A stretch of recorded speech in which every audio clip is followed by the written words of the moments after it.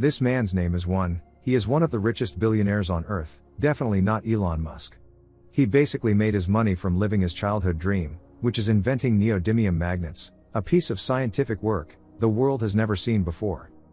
Okay, one doesn't love injustice, he wanted to be like the Batman in Justice League, he loves to help people as he feels that action speaks louder than words.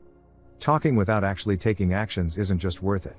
So with the privilege of being a billionaire, one decides to fake his own death and form an anonymous group which was just like the Avengers but without superpowers.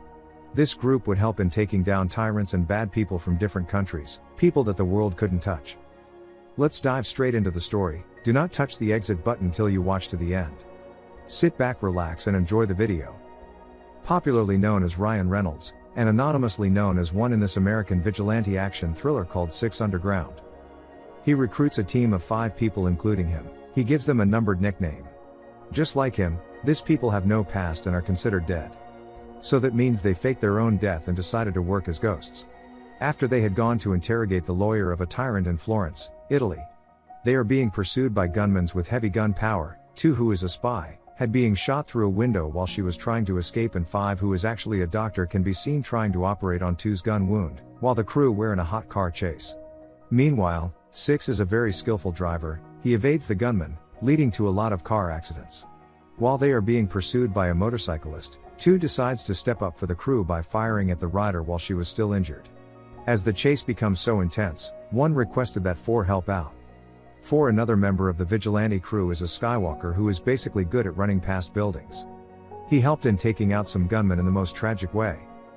1 who had scooped out the eyes of the lawyer then uses his eyeballs to unlock the transmission between their number 1 target, Rovich, and his 4 generals.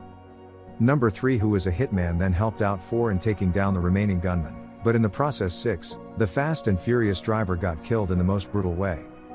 This made the team devastated, they wrapped up his body. In an emotional moment they tossed him into the ocean. Nobody knew nothing about 6 as close relationships with each members was forbidden. It was worse till the extent that they didn't even know each other's name. 1 wanted it that way, he was like the professor of 6 skillful vigilantes, just that this time around they weren't robbing banks but fighting for the cause of the people and their nicknames were based on numbers. 1 then tells the group that they had to find a number 7 to replace 6, the Gray Man. The movie then switches to Falcon Soldier on a mission in Afghanistan. Blaine is actually a sniper man from the Delta Force. On a screwed up mission in Afghanistan, Blaine saw his whole team die. He had the chance to save his teammates by taking a shot but because of the orders from higher authorities, he didn't shoot. This event made Blaine live with guilt for the rest of his military life. While Blaine was thinking about his teammates and the effed up mission in Afghanistan, 1 came to him. He tells him that he would have ordered him to pull the trigger. He gives Blaine an opportunity to fight world-class evil leaders. He invites him to the crew as number 7. Blaine, who wanted to redeem himself, then accepts the offer.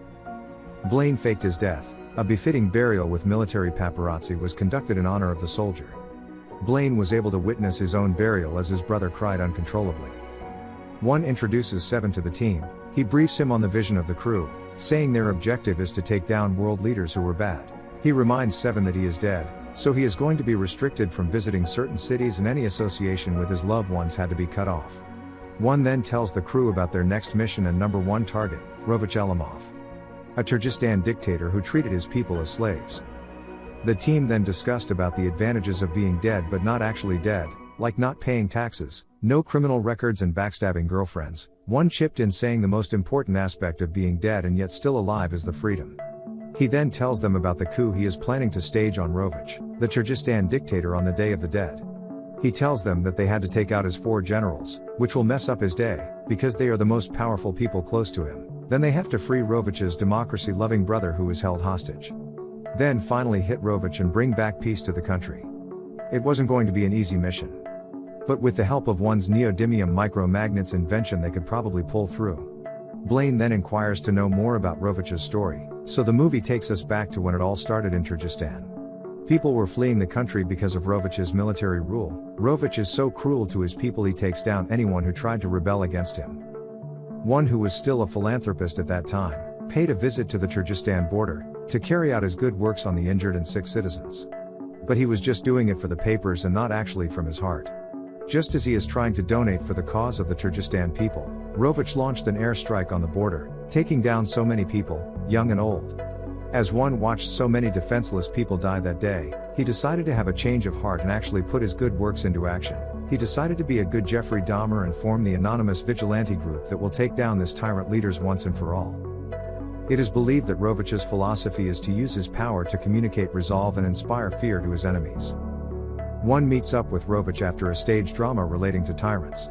He tells him that no matter how a tyrant acts, justice was going to be served as demonstrated in the opera they had just seen. Rovich tells him that heroes always win in operas and drama, but it doesn't work that way in real life.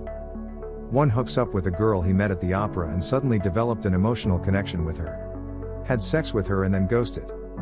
The movie then switches to the present day. Number 4 reveals to 7 on how Murat, Rovich's brother, was imprisoned. He tells 7 that number 2 was actually working for Rovich before she was recruited. She had actually ambushed Murat while he was trying to escape. She captured him and then imprisoned him. So part of their mission is to rescue Murat from prison, although he isn't a saint, but he is still manageable.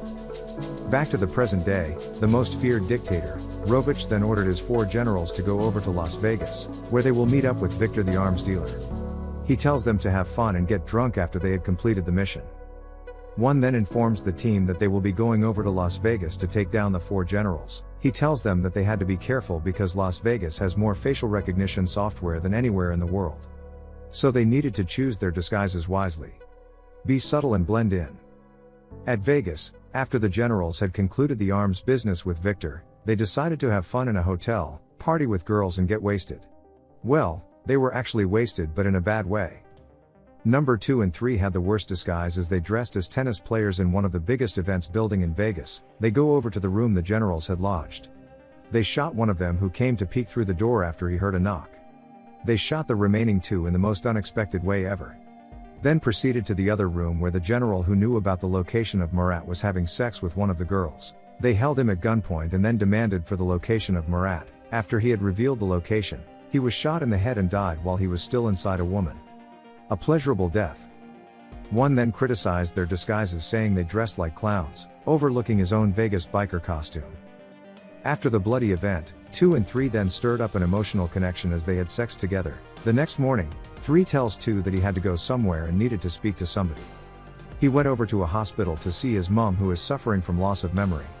He tells her about the mission and how he was going to take out bad guys, so he can erase his bad past and write a new one, but his mother wasn't pleased with him as she tagged him a murderer for what he did in the past. 3, originally known as Javi, once worked for a mafia guy named Diego. At one mission he killed a little girl's father and suddenly developed guilt towards his actions, which made him stop working for Diego. Later that night, as he was about leaving, one sneaked up on him like Bruce Wayne would do to offenders in Gotham. He puts a gun to his head and warns him that he isn't supposed to relate with anyone or have anything to do with them. He tells him that they had sacrificed everything for this mission, so he has to respect it. At Turgistan, a furious Rovich then addressed his men on the killing of his generals. Since he had to replace the generals, he called out 4 other people who were next in line. But then throws them off the building, saying it wouldn't be wise to trust those who stood the most to benefit from the death of the generals. So he appointed new people as generals. Meanwhile, as the team prepares to fly to Hong Kong so they can rescue Murat, 4 narrated to the crew on how he was recruited by 1 during a failed mission. It was revealed that 1 doesn't like the word family, so if you are ever stuck up on a mission, he won't come back for you. In the next scene, Rovich travels to visit his brother in Hong Kong. He asks him if he knows anything about the attack on his generals, but Murat claims not to know anything. Rovich then tells Murat that this attacks on his generals will only increase the intensity of his strikes. He tells Rovich that he would be going back to Turgistan and he had given to Kik, a muscular bodyguard, strict orders to harm Murat if anything happens to him. One briefs the team on the mission. It is going to be a penthouse extraction as they are going to rescue Murat from his prison. They were going to use the cranes as the sniper's nest for 7 and then a crossover to escape from the penthouse. On the day of the mission, 2 and 3 arrived in a Ferrari with masks on, while 4 used a zipline to cross over to the penthouse. 7 secured his position on the crane, while 5 waits outside of the building for the getaway plan. As 2 and 3 got inside the building, they released laughing gas in the air as they took down security guards. While on the mission, 3 then began flirting with 2. It is then revealed that he had lost one of his mask seals, so the laughing gas affected him. He was almost killed by 7 for picking an enemy gun, but he was lucky that his mask is actually bulletproof. 4 takes down the men safeguarding Murat as he proceeds to rescue him. On their way out they were faced with so many men, which wasn't supposed to happen according to the plan. 7 then tells them to grab onto something. He shoots at the pool's glass as the water floods the whole building, wiping out Rovich's men.